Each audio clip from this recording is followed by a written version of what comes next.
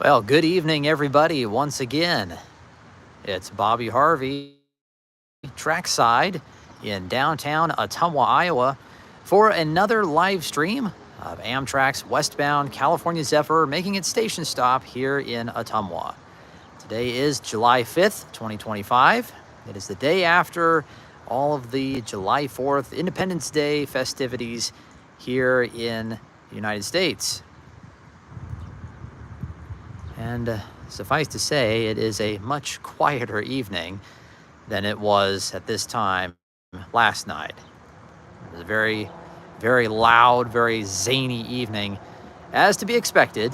Everybody was shooting off fireworks and having a good time last night. The weather was very nice. Didn't go out to see any fireworks this year. We just kind of hung around the house. The kids are still kind of small, so they're a little worried about the fireworks. So we didn't worry about going out and seeing them this year. But we definitely saw and heard plenty in our neighborhood. And that's enough for me. But it was pretty constant until the wee hours of the morning this morning, last night. So, of course, it's not dark yet. It will be dark within the next hour or so. And you can already kind of hear people still shooting off fireworks today, even though July 4th was yesterday. We'll talk a little more about that as we go along tonight. Thank you guys for tuning in late tonight. It's much later than normal. In fact, we're almost a whole hour, more than an hour later than we normally start these, because our train is running over an hour behind schedule. They were running about 30 minutes late from Galesburg, or the Galesburg is before they got to Galesburg, and then they just got even later, departing Galesburg, and in between Galesburg and Burlington. By the time they got to Burlington, they were running a solid hour, and I think they lost a little more time between there and Mount Pleasant as well. I left Mount Pleasant about 7:13, so a little over an hour late there. So definitely probably not going to be departing here any earlier than an hour behind schedule. So that's why we're rolling things later on tonight. So for those of you just joining us, Amtrak has not arrived yet. So stay tuned. We have just started things out tonight. Now, as far as other trains go tonight, the eastbound signals to the east of the station where we are right now, the main 2 signal was lit green for an eastbound train. So I'll kind of look behind me and make sure we haven't missed that one approaching us on main 2. The eastbound freight movement. Stuff you hear right now on the radio is some of the train crews on the CPKC, which is a different line going through Ottumwa, which is west of us, pretty much behind us from this scene. Now, as you can see from the sky, the weather today is much different than it was yesterday. Yesterday it was sunny, hot, perfect weather for 4th of July.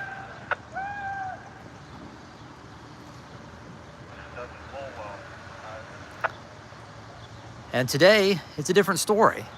We've had a couple rounds of rain. In fact, a small shower just left the area just momentarily right before I started the stream.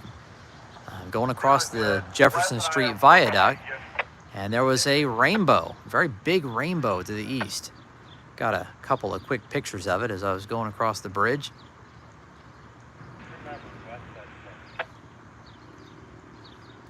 So it's just kind of mostly cloudy now, with some very nice looking clouds.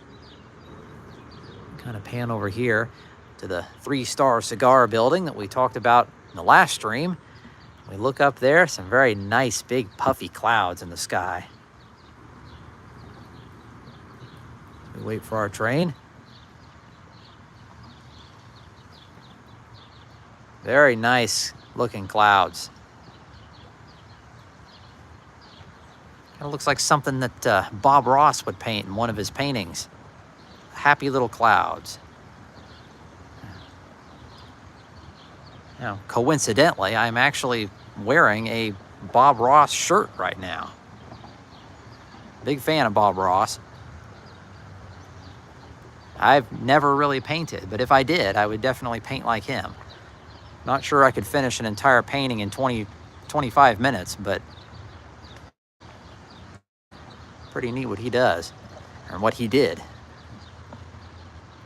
Whenever I see clouds like that, I think of him. I think of how he's able to paint those out in the very beginning of his program in just the first few minutes. Well, we have the train crew, as you can see back there at the station, starting to mill about down there. We've got a few people on the platform already, so that can only mean one thing. Our train is getting close. I'll level out the tripod here just a little bit. So again, we've got Amtrak coming, and there was a train line to go east. The signal for main 2 for eastbound movements was green, so there might be something else coming too. And we might be able to hear a train in the background there. That's on the CPKC. I don't know if it's coming into town or leaving town. The way the sound is bouncing, it almost sounds like it's directly south of us, but that's impossible because there are no tracks down there. The way the sound's traveling tonight.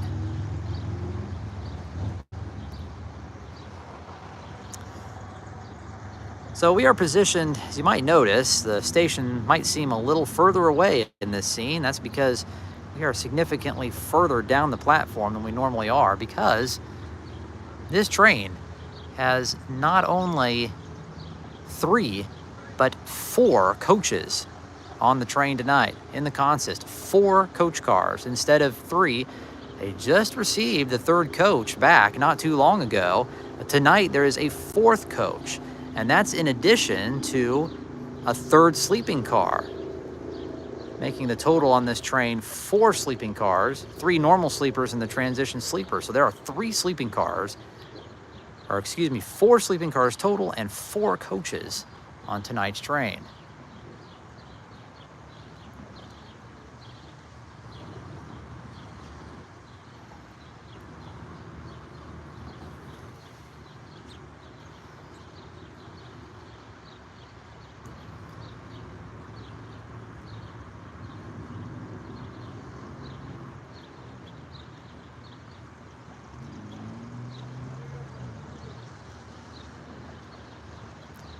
Yeah, crew down there on the platform. So the train will be arriving shortly. So again, thank you to everybody tuning in a little later tonight. Amtrak is about here, running an hour late. And the lighting is actually, I mean, all things considered, it's pretty neat. Now, before the train gets here real quick, I'm going to pan to the west just really quick, just to show you guys these clouds and the sun kind of peeking over the top. Really nice looking sky that we have back there. Really pretty.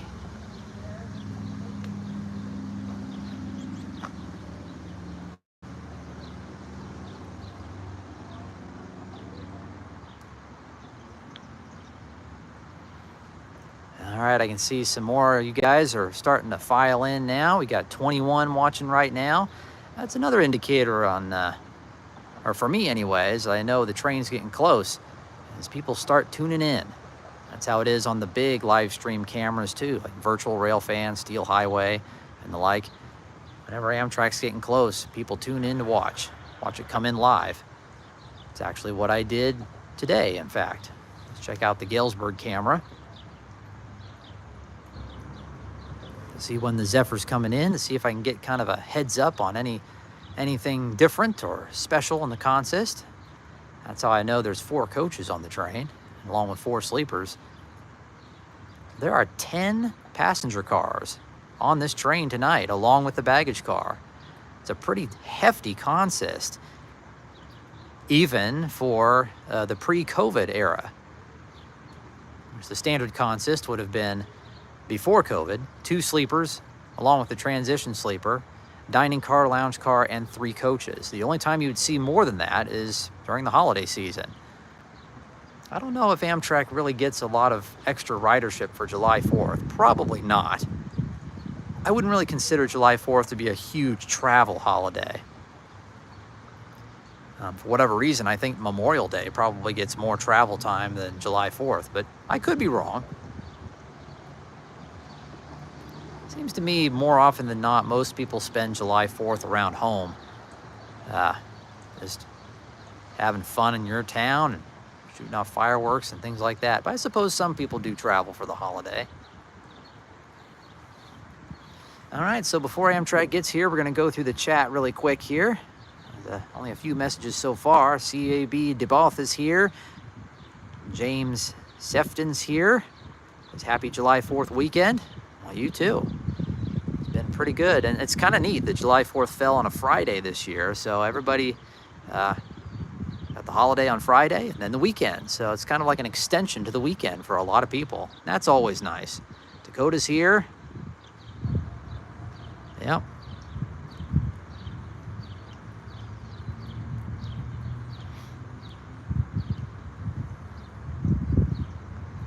Jimmy J is here. Says he was in town the other day for a high school baseball game. Had to drive by hoping to see you. Obviously, I missed you. Appreciate your effort. It's a great terminal. Well, thank you. It is a nice station, and I have seen more trains here than any other station on the planet. Of course, I've never been outside of the United States yet. I've been to plenty of stations around the country, but obviously Ottumwa has been the station that I have been at the most.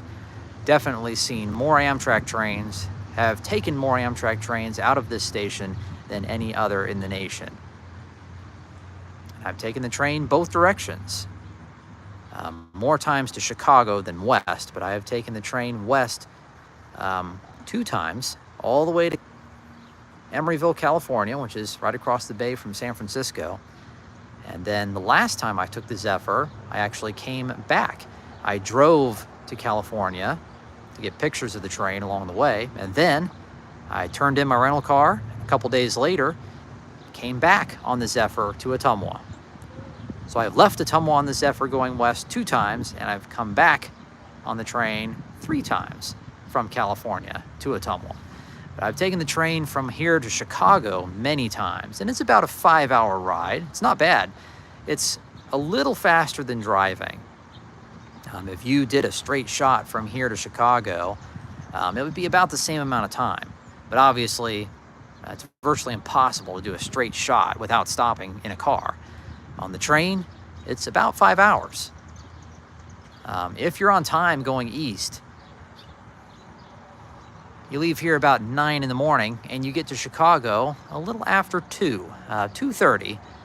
But that's usually a little padding. There's a little padding in the schedule. So if you're running on time, you could very well get in Chicago a little after 2. But of course, the eastbound train is notorious for being pretty late. So more often than not, you're going to be getting in Chicago later. But still, mid to late afternoon is pretty decent.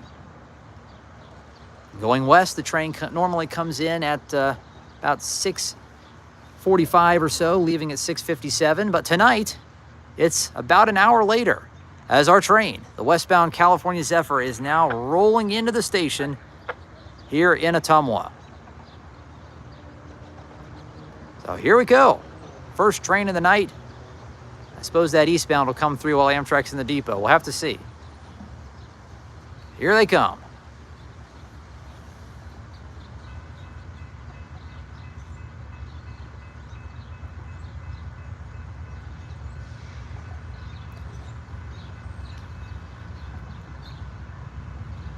This would be a great time to let people know watching to always stay behind the yellow line when the train's coming in. Regardless of whether you're taking pictures, stay behind the line. Just a safety tip. Here we go.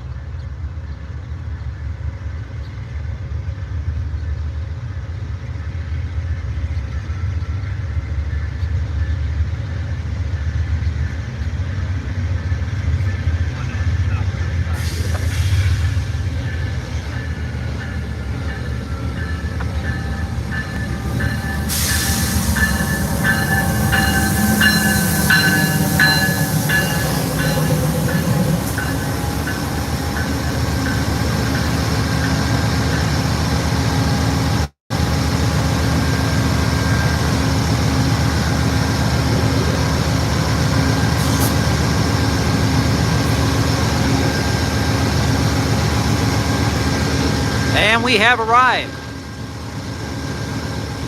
134 is our leader, trailing locomotive 147. Getting some baggage out of the baggage car, looks like.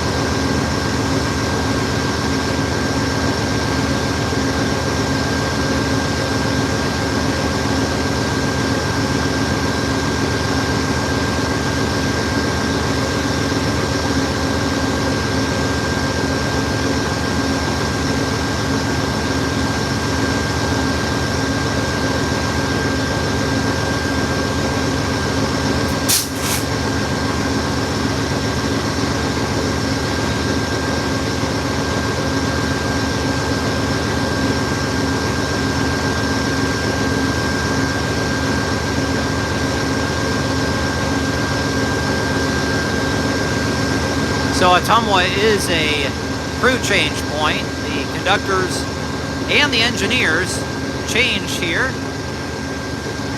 As you can see, there were 2 engineers getting off the train tonight. Most likely a new engineer and a trainee, or a trainer, I should say. Now, the engineer that's getting on is going to take this train all the way to Lincoln, Nebraska, along with the conductors.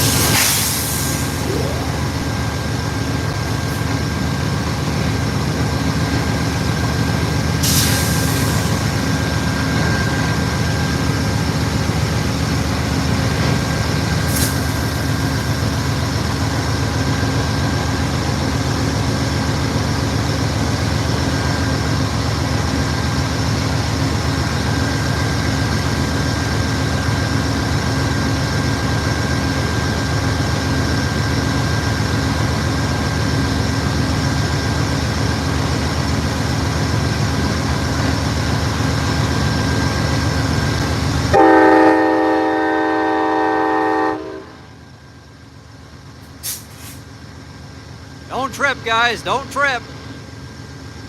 Platform's wet. That's our warning whistle. Time to go. Ottumwa is a fresh air stop, so a lot of the passengers can have the option to get out and stretch their legs while the train's in the station doing their crew change. When the whistle blows and the conductor says all aboard, time to get back on.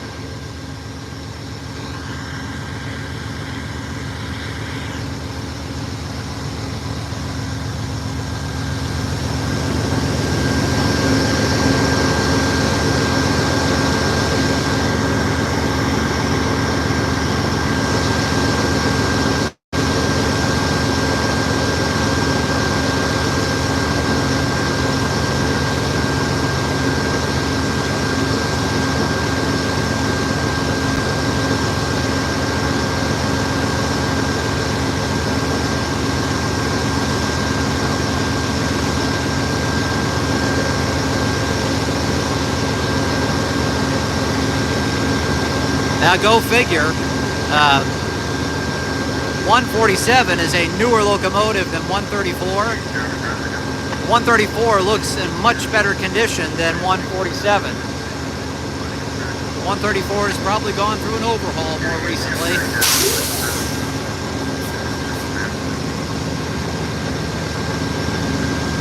At 147, you had a lot of bad rust here on the side of the car body.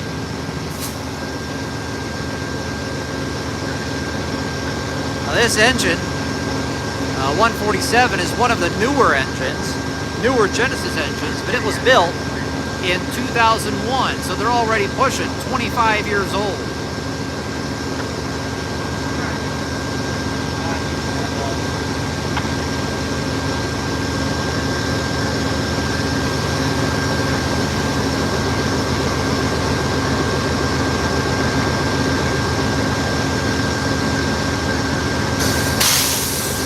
Off we go.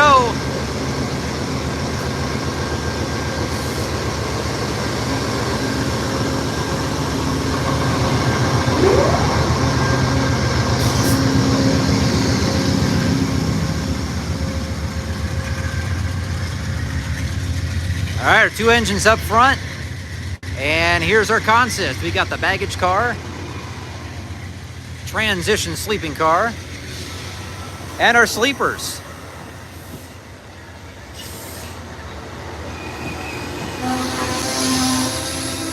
As the train performs normal running brake test.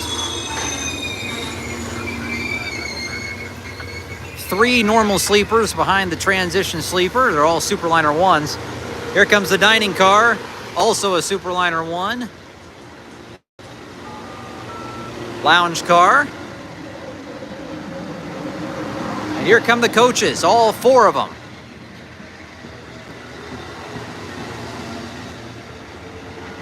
Coach baggage car there.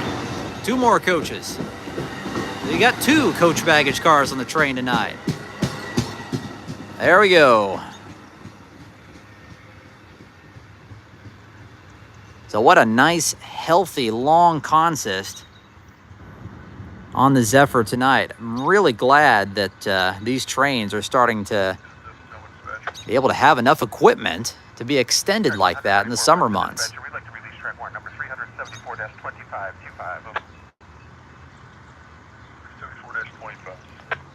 Track 134 West reports clear, limits track warrant number 374-25 between CTC CP 25, I'm sorry, CTC CP 1705, 1705 and CTC Ottumwa. Limits reported clear is 2011-2011. Amtrak 134 West reported clear on track 1374-25 between CTC CP 1705 and CTC Ottumwa at 2011-2011. Is that correct? After briefing, conductor and engineer agree that is correct. Times tonight were 01 and 09. 0109, all correct. Copy that, guys. I'm sick. Thank you much. Have a good night. Very short stop, just 8 minutes. Not bad. So that'd be 8:01 and 8:09, so a little over an hour late. And yes, Dakota, as you just commented, you sometimes you can hear the whistle and the bell of the locomotives when they're doing their radio conversations. I think one of the reasons why railroads changed to electronic bells is they're actually, you don't really think about this, but the electronic bells are actually a lot louder than the old mechanical bells. They don't sound as good. Mechanical bell always sounds nicer, but the electronic bells, or e-bells as they're referred to a lot of times, they're a lot louder and obviously much easier to maintain because there are no actual mechanical parts involved. It's basically just a glorified like speaker, if you will, with the electronic bell sound in it. And it's also in some sort of a sound, like a sound box, if you will, like to project the sound outward. But and it's kind of strange because I remember hearing that the e-bells didn't really work as well on the P42s for whatever reason. So not all of the Amtrak P42s have e-bells. Some of them do, some of them don't. Some of them still have mechanical bells. And I think that's because they had some issue with converting them over, and so they didn't convert them over, all of them. So some of them have e-bells and some of them don't, which is kind of nice. That one is correct. We've also got 729-66 to the Amtrak 100. And sometimes, I don't know which engines they are, I'd have to look back in my video, but some of the Genesis engines will actually have some of the older EMD sounding bells on them, mechanical bells, kind of like what the F40s used to have on them. That one is also correct, though. And as far as I know, there are still some of those engines that are out and about.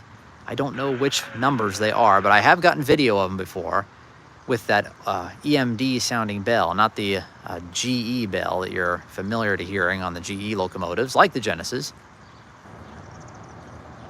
But then the E-bell is pretty much universally the same. There are a couple of different types of E-bells, though.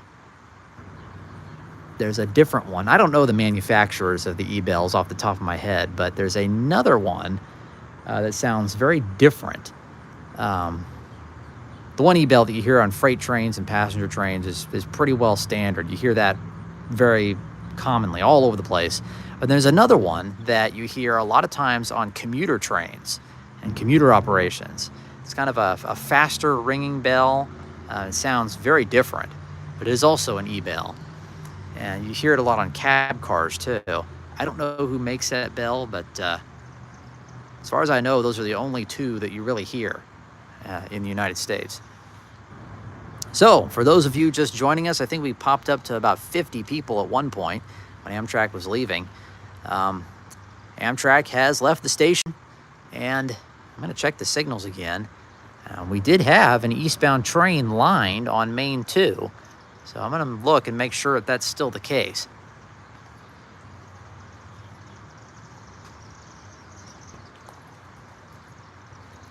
And it is. So, and it's been a while. I've been down here for well over 30 minutes now, and that train hasn't come by. So I'd like to think that they'd be getting fairly close before long. So we're going to hang around for a little longer and see what it is.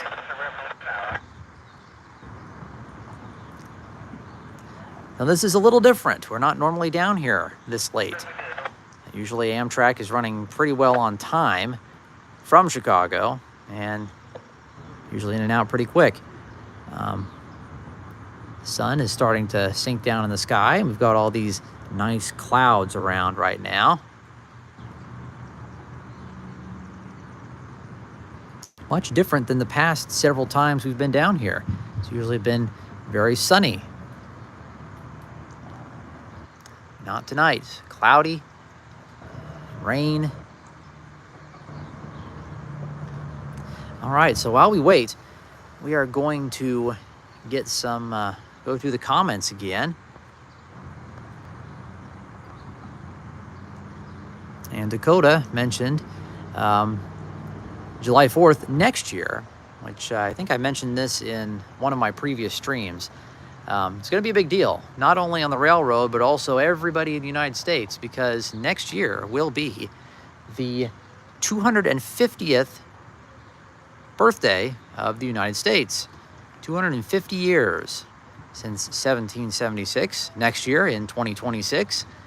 So there's going to be a lot of stuff going on at this time of year next year, that's for sure. Now, railroad-wise, there have already been at least 2 locomotives painted in a special paint scheme celebrating the 250th birthday of America. And that kind of harkens back to 1976, which was the bicentennial, the 200th anniversary.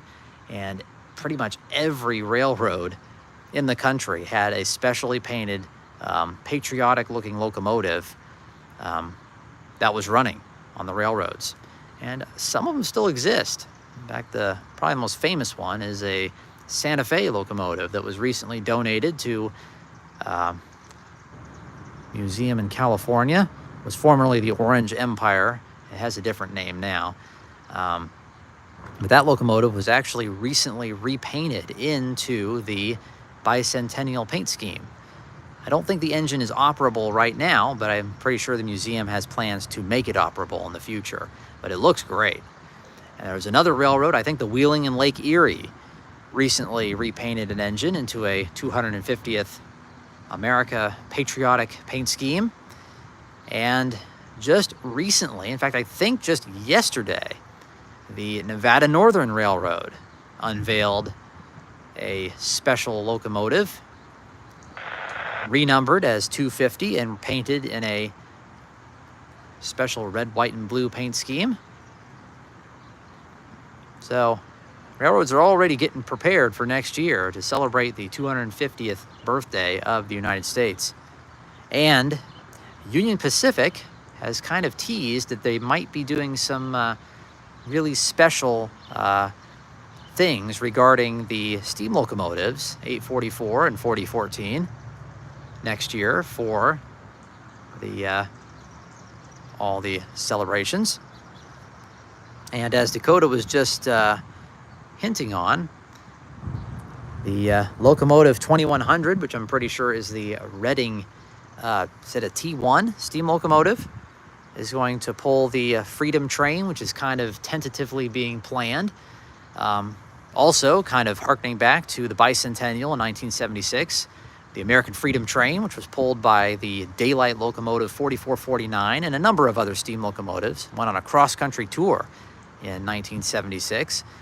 And next year, they are tentatively, I don't know if anything's really set in stone yet, but they are tentatively going to bring the train back in a modern-day version of the Freedom train.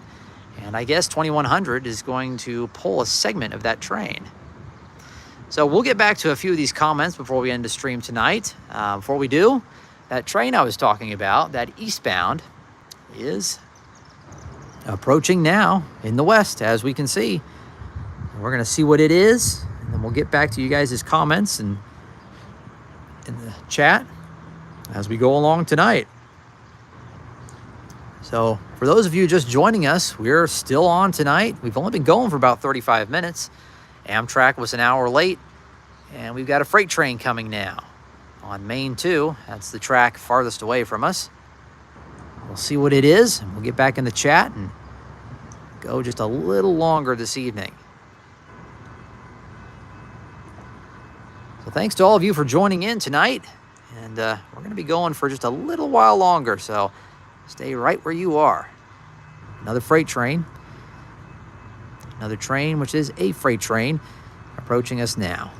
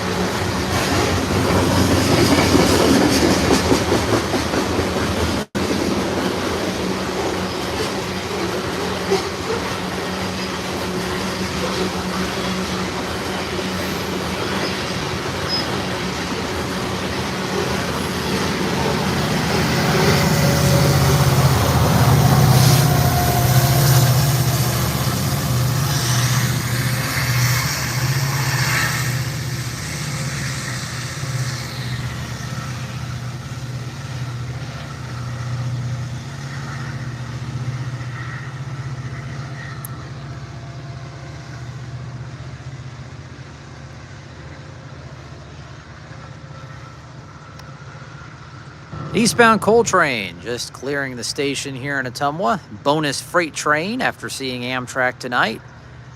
All three engines on the train, the 2 liters and the pusher at the end, were all SD70 ACE diesels. A very common EMD locomotive seen on BNSF coal trains today. BNSF has, I'm pretty sure they have, like, I like to say maybe 400 or 500 of those engines. They started out around 2005, 2006 with just 30. And then I think they extended it to like 70 engines, and then they put in a big order for 200, and then they tacked on even more after that.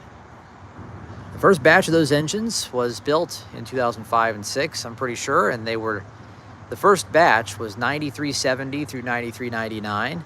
The second batch was 9330 through 9369.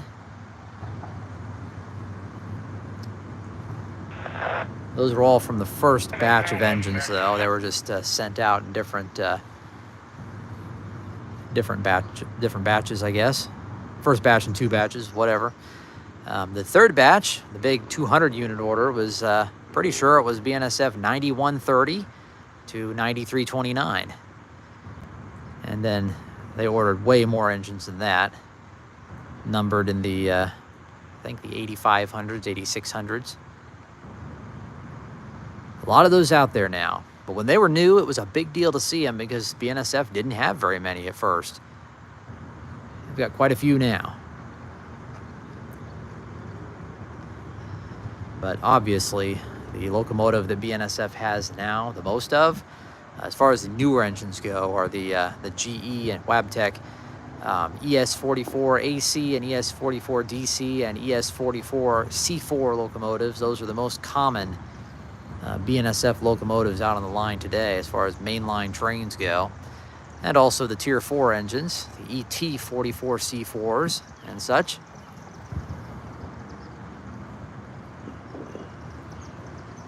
And when I first started filming trains, which was over 20 years ago now, was when I began Bobby Harger Video Productions, June of 2005. So it's been 20 years that I've been producing videos, filming videos extensively.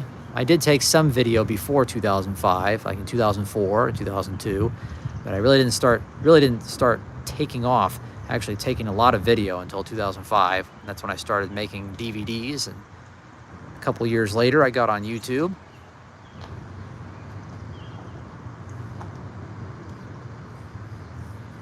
And back then, in 2005, the Evolution Series engines and the SD70 ACEs were brand new, and they were just showing up.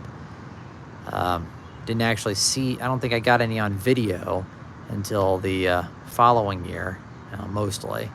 Maybe I got a couple of ES44s in 2005, but no SD70 ACEs until 2006.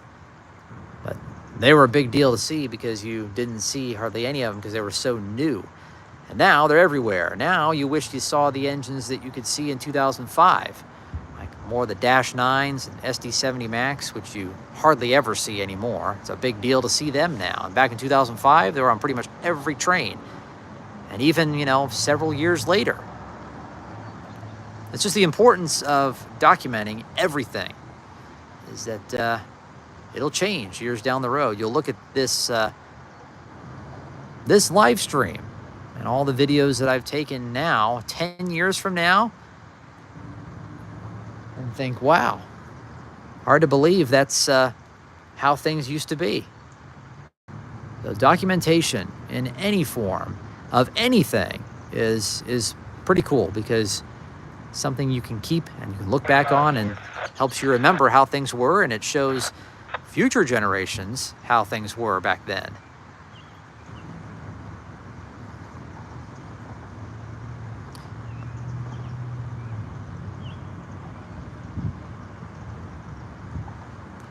Okay, back to the comments before we wrap things up tonight. A-Train mentioned the rainbow in the sky when Amtrak went through. And yeah, I'm pretty sure that might have been the same rainbow that we saw here, but it was several minutes before the train got here. Mr. J Mall 12 asks, any idea why Train 5 has been late the last few days? Well, last week, which I wasn't even really in a good place to do a live stream last week, because we went to Railroad Days, as I'm sure a lot of you guys saw the small video that I put up last week of the Southwest Chief in Galesburg. A lot of you really got a kick out of that video, so if you guys haven't seen it yet, go ahead and check it out. My latest video upload, normal upload.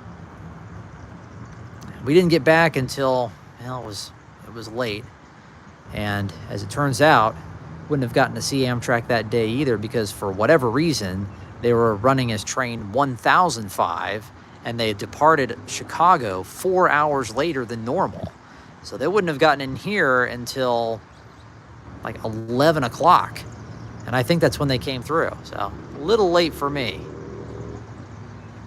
And there's been a few other trains that have been late lately.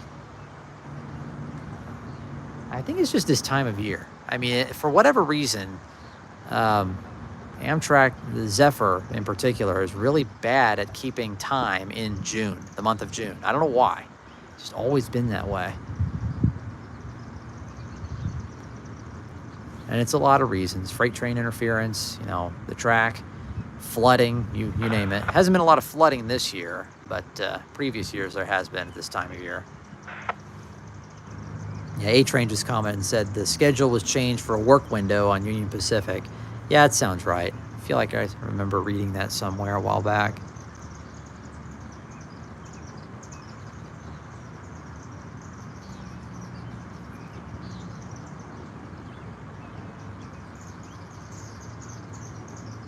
A-Train said the locals power ran east as light power past agency a few minutes before 5.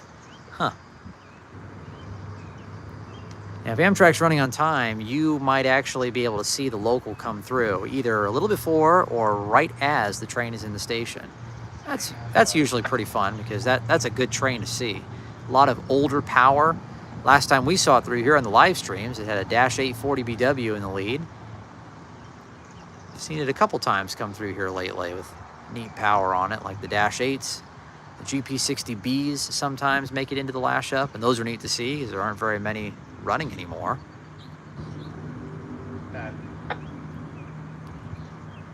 And A-Train also comments, talking about the SD70 Max. The first SD70 Mac is on its way to a museum, and I did read that yesterday. Burlington Northern, or what was Burlington Northern, 9400 was the first BN SD70 Mac, is supposedly heading towards the Illinois Railroad Museum.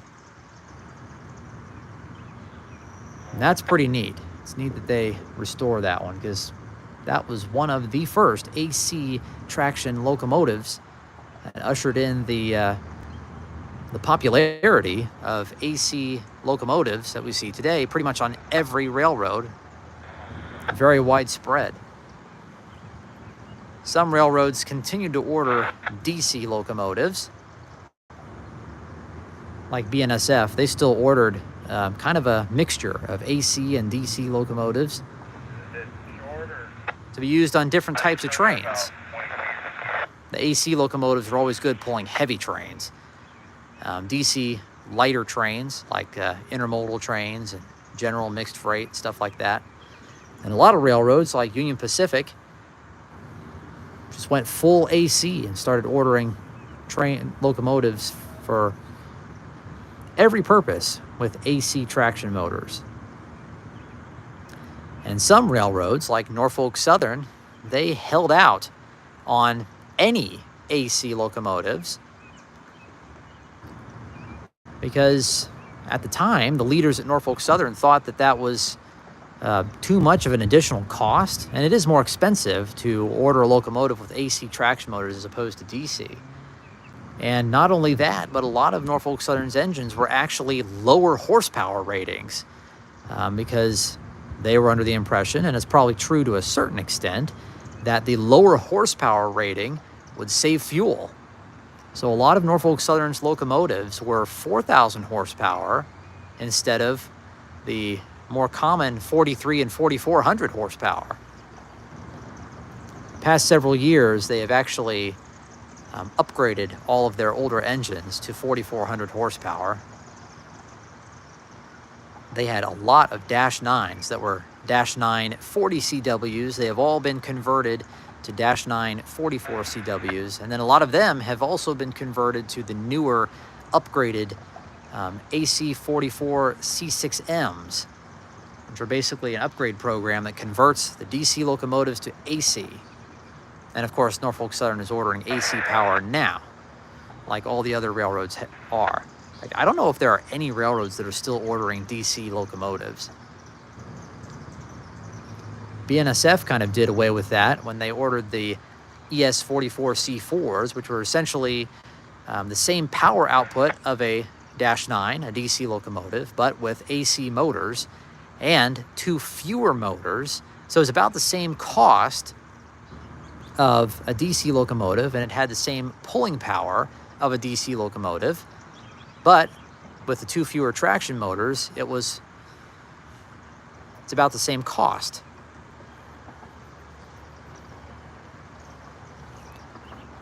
And with the better reliability of AC motors. And there's a very interesting gripping mechanism on the trucks that allow the traction motors to grip the wheels better, grip the rails better, better tractive effort. And that idea was kind of exclusive to BNSF. The only other railroad that ordered the C4 type of locomotives was Florida East Coast. It's the only other railroad that ordered ES44 C4s. And actually BNSF is still, or at least they were still ordering the new Tier 4 engines as C4 variants. I don't know if they're still doing that or not, but their first batch of Tier 4 engines were some of the C4s. But yeah, I don't think there are any DC road freight locomotives available anymore that I know of. But yeah, the SD70 Mac was one of the engines that pioneered that back in the 90s. For those of you that enjoy rodent activity down here, we got some bunnies hopping around. I don't know if you can see them. There's one back there in the garden, and then there's another one. There's like 2 or 3 out here. I don't know if you can see them or not. The fence is kind of in the way, but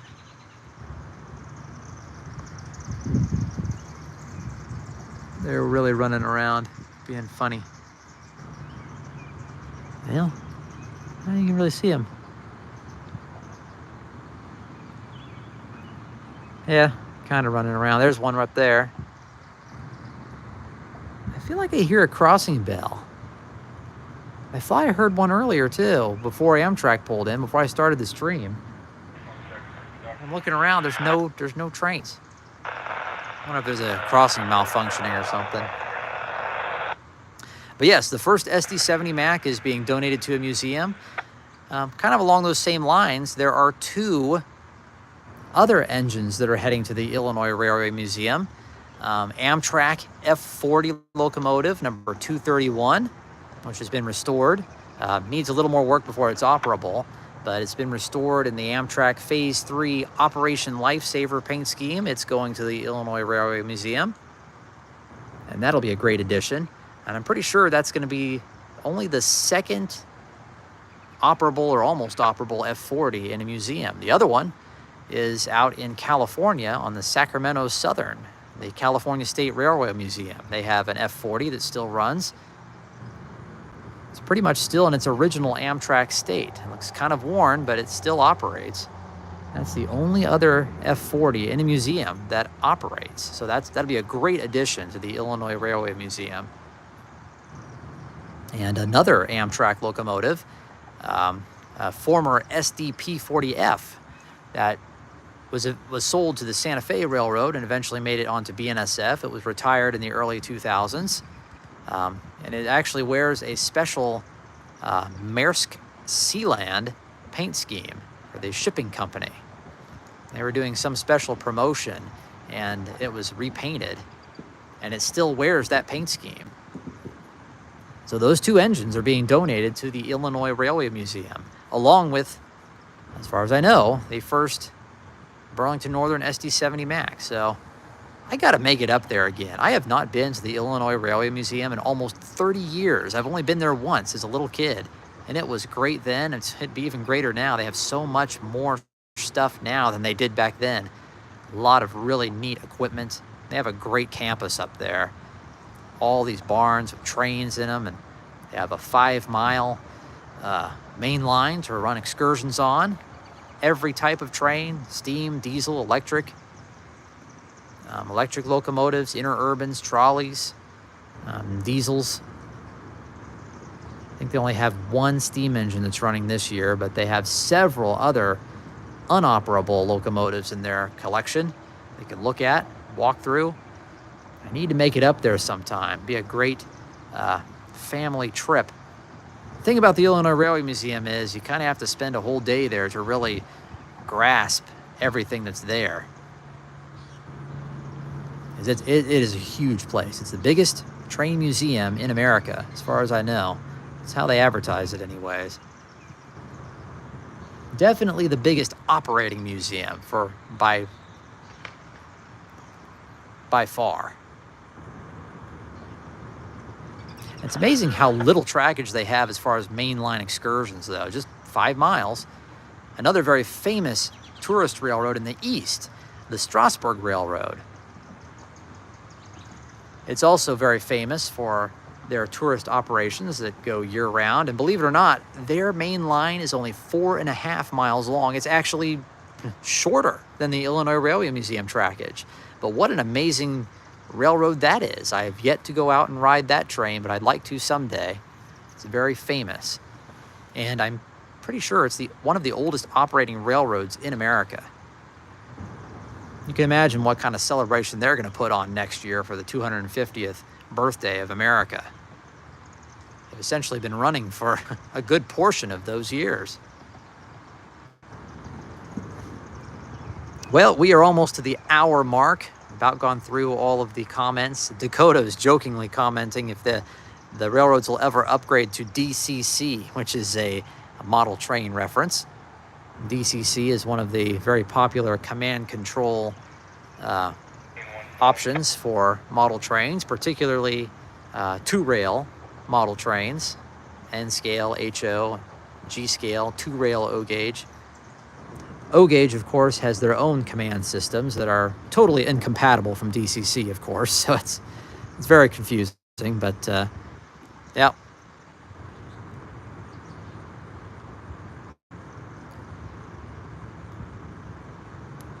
Dakota asks, I just recently learned about the Dakota and Iowa Railroad's existence. Have you ever been out by there? Actually, I have. That is a railroad that goes up around Sioux City. And years ago, my mom and I went up to one of the a meeting for the Iowa chapter of the National Railroad Historical Society. This was back in, I think, 2018. They did a special 2-day event in the Sioux City area. And we did a lot. I mean, we toured a steel manufacturing plant that's served by a railroad. The main event took place at the very incredible museum at the old Milwaukee Roundhouse and Shops there in Sioux City. They have a lot of equipment there, a lot of stuff to see. It's a great place to go. Highly recommend it. A lot of interesting pieces of rolling stock. But another thing we did there was go down to the rail yard of the Dakota and Iowa Railroad down there in the edge of Sioux City. And the railroad actually was really generous to have a lot of locomotives staged for us to look at and climb into and check out the cabs and do some photo ops with. I took quite a bit of video those 2 days, and I've never really done anything with it. I've always thought of putting together a small video of what I saw on that trip. A lot of different stuff. I had never really gone into that part of Iowa up until that point. So I got a lot of stuff there, and some moving trains as well in the area. A really different area of Iowa, really neat too. To get back up there sometime too. But yes, the Dakota and Iowa Railroad is a very, very neat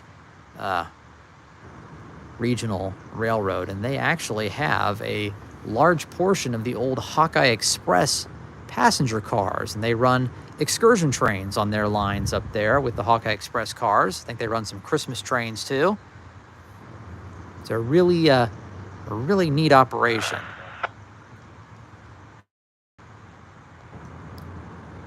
And Dakota also says, was watching some videos of the Ottumwa Mall from 2009 and thought the man's voice sounded familiar, and looked at the channel and it was my channel. Yep, not too long ago, those videos kind of blew up. Somebody must have shared them on social media or something, I don't know. And it just got like hundreds of views in a couple of days on these old videos that I put up, touring the mall here in Ottumwa. It's amazing how much has changed in that mall now. There's practically nothing there now. There's only one anchor, and it's a sporting goods store. There's nothing else.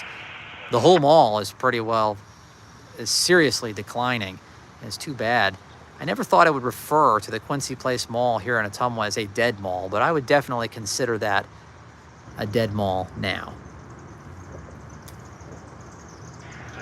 Well, folks, we have kind of a dilemma here. We have green signals in both directions. We have the eastbound signal just lit up green. The westbound signal also just lit up green. So, shoot. A train just said a westbound coal train is passing agency now.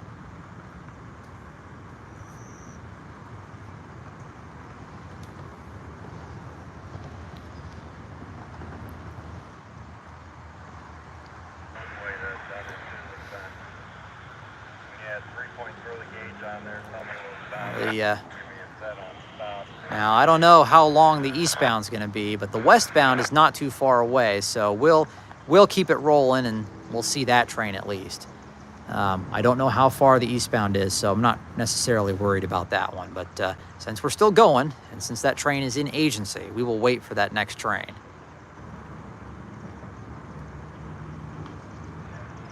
That's the thing about being down here and watching trains, and it's kind of the dilemma that you're faced with in Galesburg too, when you're over there for railroad days, which me and the family were over there last weekend.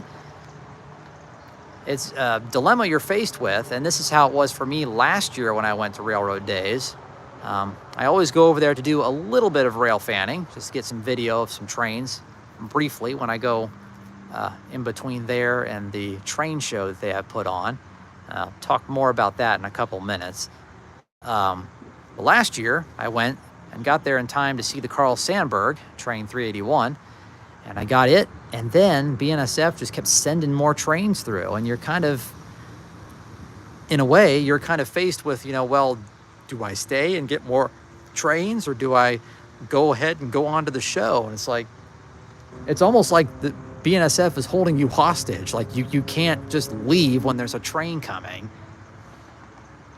So, you keep telling yourself, well, okay, after this train, I'll go. And then eventually I had to draw the line and actually go to the show, because I wouldn't have time to go to the show and then go back to the station to see the Chief and the Zephyr later on.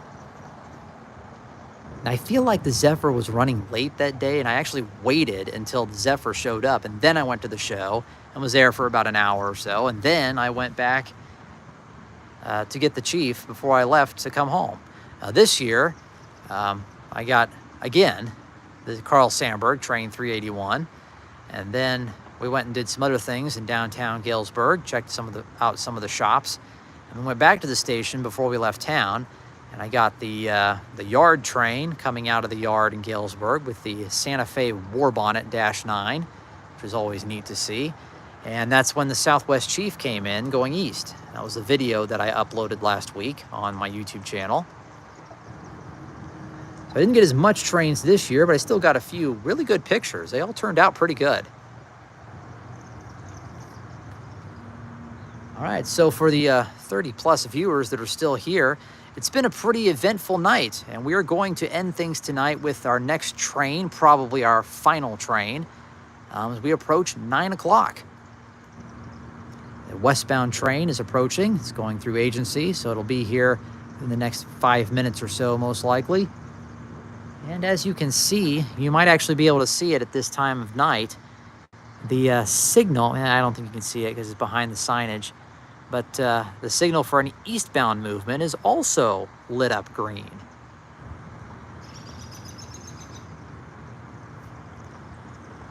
But we're not going to stay for that train because I don't know how far away it is. Unless you know how far the trains are, sometimes when the dispatcher lines up a movement, the signals can be on and green for sometimes upwards of 30 minutes or more before the train actually shows up. Now, it's great for rail fanning because if you catch the signal coming on, you've got a little time to get ready for the train before it gets here. But if you're waiting and the signal just came on, I mean, you could be waiting for a while. Now, obviously, a green signal on CTC trackage means that the dispatcher has lined something through and there is indeed something coming, but it could be a while. It could be, I remember timing it when I first started really rail fanning down here, when I got my driver's license back in 2009 and 2010. And I started to figure out how the trains were dispatched and all the signaling and all that stuff. I remember timing it one time, and I just happened to see the signals go on green for the first time. I had to wait. Sometimes you have to wait 30 minutes or more for the train to show up. Sometimes you don't, but sometimes you do. So that eastbound, I'm not worried about because it still might be a long ways away. I haven't heard anything on the radio about it clearing up at Halpin or Maxon, which sometimes you do. Sometimes you're not able to hear that. It just depends on how well the radio signal is going. So I don't know where that eastbound is. We're not going to worry about that one. The westbound is in agency, or was in agency, 8:46. That was a little over 5 minutes ago. So it's probably about halfway here now. So we're going to wait for it, and then we'll wrap things up for the night. It's been a pretty good night. A little later than normal. And the platform lights here on the new platform have not come on yet. You might notice that a lot of the old platform lights are on the old platform. Those must be set on an automatic timer or something. Now, as far as I know, Amtrak is no longer using the middle platform here in Ottumwa. With the new platform upgraded and the crossovers put in so Amtrak can switch from one track to the other, and they can use this platform at all times, and eventually the middle platform will be taken out completely and not be restored like this platform was, which is kind of unfortunate because that was part of the original plan to restore both platforms, and somewhere along the line that changed. But I will trade one refurbished platform for neither platform being refurbished and being taken down. So it's a fair trade, and they did a really good job on this platform. There's still a few little things to get done. The main walkway from the station to the platform still isn't done. That will need to be done.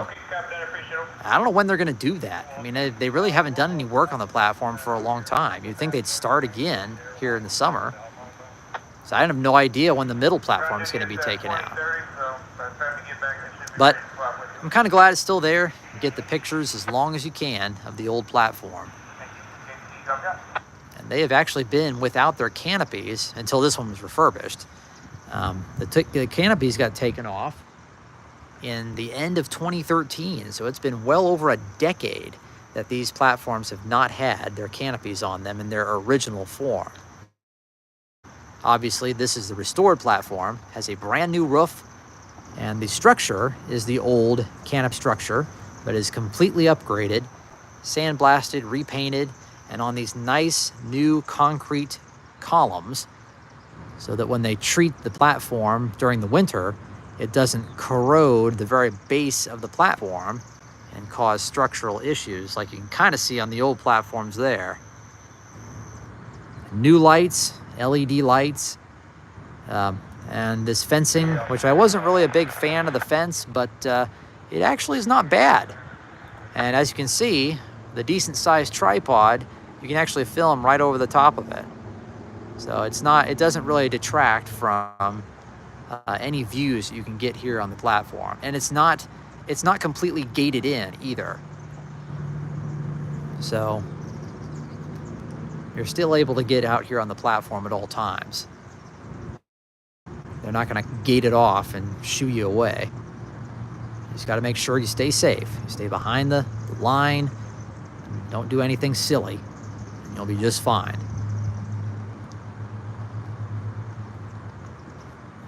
But yeah, it is getting pretty dark. Waiting for that last westbound train to complete our live stream for the evening.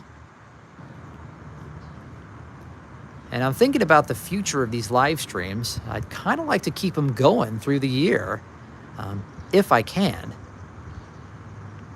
Which means in the winter months, it'll be dark when I come down here. And that'll be kind of neat because the platform, if it's new lighting, you'll still get decent pictures even at night. And actually the first live stream that I did this year, the train was late and it was in early March. It was about an hour late, and the train came in after dark, and still got some pretty good pictures of it. When you're on a lighted platform like this, you can still get decent pictures at night, which is always neat to get nighttime pictures if you can.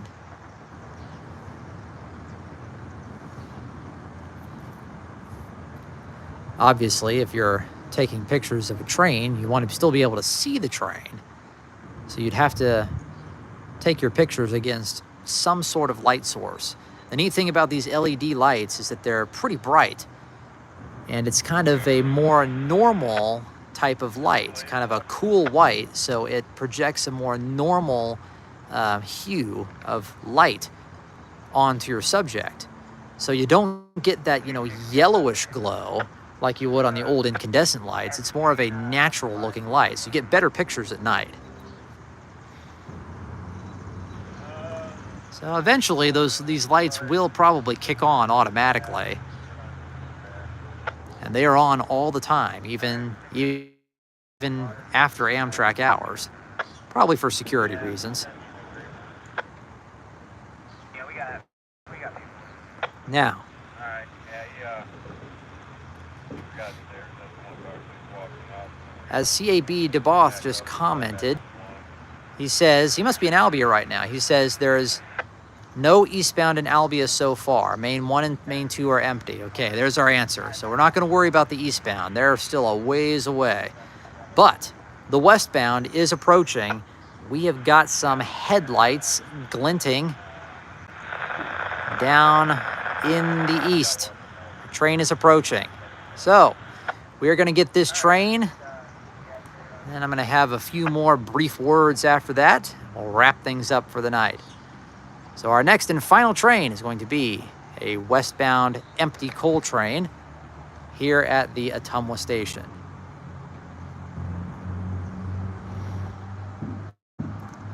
Really nice light that we're getting down here for these trains here in the twilight hour. And the clouds just make it even more dramatic. So here we go, folks. Our final train of the night. Coming through the Amtrak station here in downtown Ottumwa.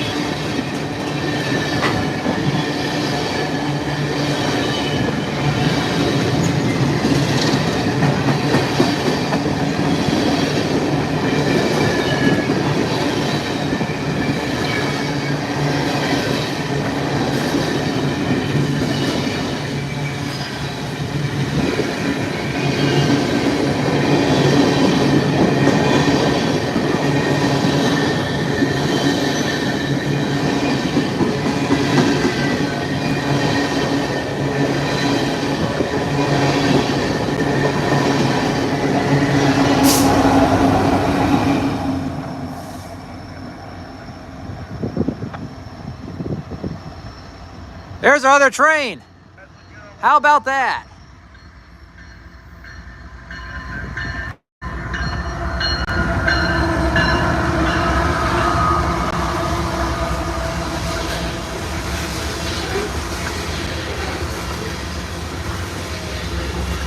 You can't ask for much better timing than that. Wow.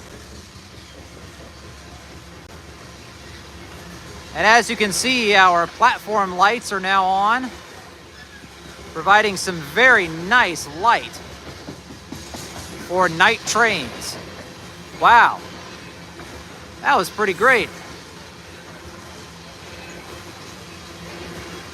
So clearly this train was closer than any of us thought. It was already east of Albion.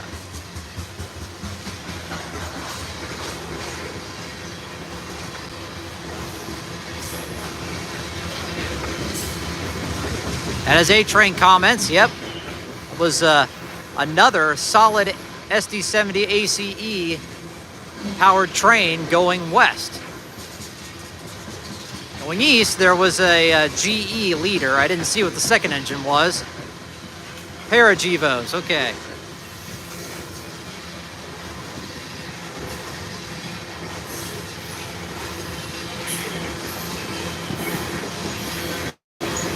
Yeah, the light that these lights put out on this platform is really great. You can get good pictures of trains down here at any time of day, which is great.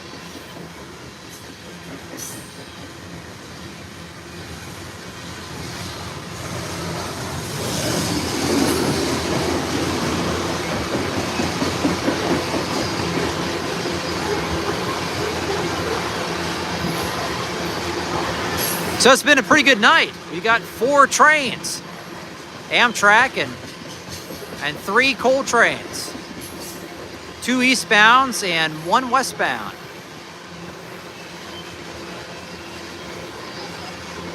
So it's getting late, folks. After this train, I'm gonna go ahead and wrap things up, because we were running out of time and we're running out of light. But it's been a good night. Gotten a lot of cool stuff.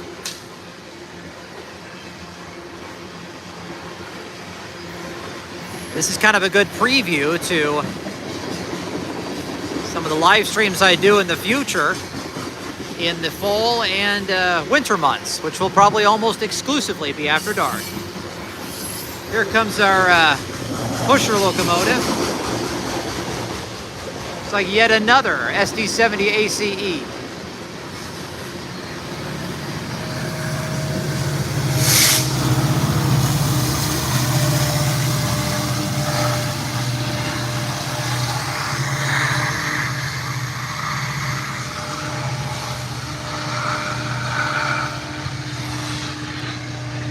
Yeah, Dakota says, you know, I say that and then another train magically appears. Well, no, I'm actually getting like a hand car. Well, that might be a possibility if there was a track inspector out here, but they typically don't inspect the tracks at this time of night on this part of railroad. But yep, so as Trainman J comments, there are, to answer your question, there are no plans to restore the other platform. They're actually going to take it out.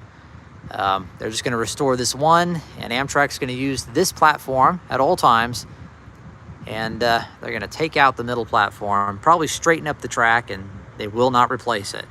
But like I said earlier in the stream, I will take one platform fully restored, then neither unrestored. I'm just glad they did as much as they did. So it's really nice. So, okay, folks. Well, thank you all for joining in tonight. We're going to go ahead and wrap things up now. Gotten a lot of viewers. We've seen a lot of trains at a different time of day. So, different situation, different weather. It's been a pretty good stream. So, we're going to go ahead and wrap things up tonight. As far as I know, we're going to do another one next week. I'll let you know the plans. And be on the lookout for all my other videos as well. So just stay tuned on my YouTube channel for any and all announcements in those regards. So I'm going to head on home. It's late. So we will talk to you guys later. Thanks for watching, and have a good night. We'll see you next week. So long, everyone.